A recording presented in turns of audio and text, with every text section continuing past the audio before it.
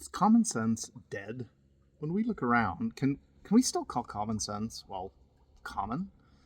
You know, George Orwell, the author, wrote a book called 1984. If you haven't read it, go read it before you continue watching this video. Now, if you haven't read it, keep watching the video. You're going to hear a little bit about what he wrote. Well, in his book called 1984, he wrote this. In the end, the party would announce that 2 and 2 made 5, and you would have to believe it. It was inevitable that they should make their claim sooner or later. The logic of their position demanded it. Not merely the validity of experience, but the very existence of external reality was tacitly denied by their philosophy. The heresy of heresy was common sense. In other words, common sense was totally rejected by this totalitarian power in Orwell's dystopian novel.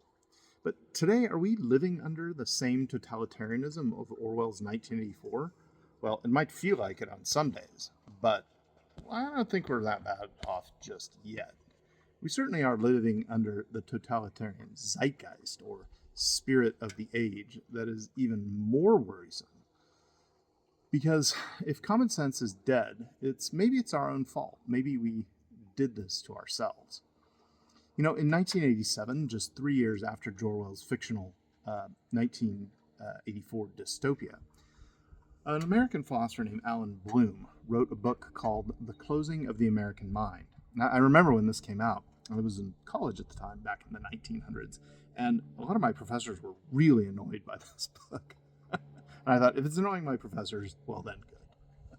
Well, here's what Bloom said.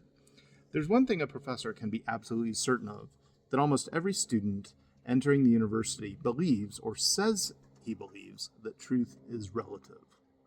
Okay, so this was back in the 80s, late 80s.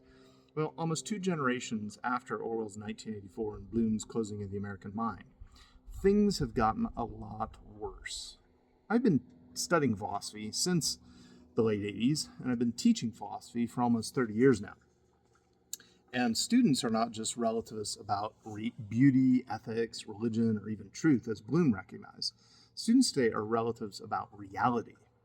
Is there just one reality? Or does each person have their own? I had a student just ask me that recently. Now, talk about a loss of common sense. In a world where the basics of the reality are questioned, Orwell's chilling vision seems alarmingly relevant.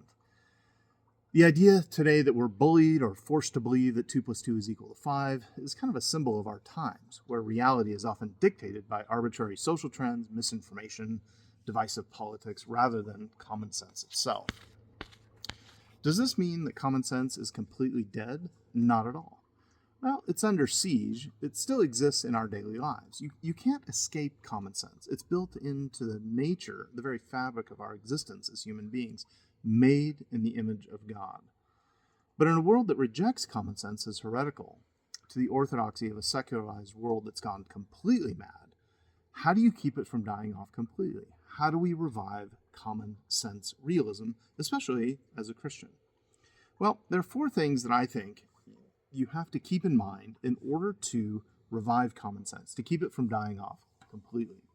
Number 1, you should be able to give good reasons to think that common sense realism is true. So, can you do that? Can you give good reasons to think that common sense realism is true? Secondly, you need to be able to show how common sense realism about the nature of existence and reality itself can be easily seen from our ordinary sense experiences. Can you do that? Third, you need to be able to provide arguments against common sense realism, such as relativism, materialism, idealism, pragmatism, existentialism. These views, in my opinion, these views don't fare so well in comparison to common sense realism. Fourthly, we need to be able to illustrate and model how common sense realism has important implications for human well-being, religion, politics, economics, business, family, marriage, etc. So how do we reclaim and defend common sense realism, this important aspect of our lives? Well, it starts with you and with me. We need to bring common sense back into our discussions. Make it a priority. This isn't just like philosophical speculation. It's a practical necessity in our lives. This is just something that is not just like an abstract reality. It's something that we deal with on a day-to-day basis. This isn't just philosophical speculation. This is real life. If this intrigues you and you want to know how to keep common sense alive, keep watching some of my other videos on my channel. They'll be very helpful, including my book called The Heresy of Heresies, A Defense of Christian Common Sense Realism. Thanks for watching.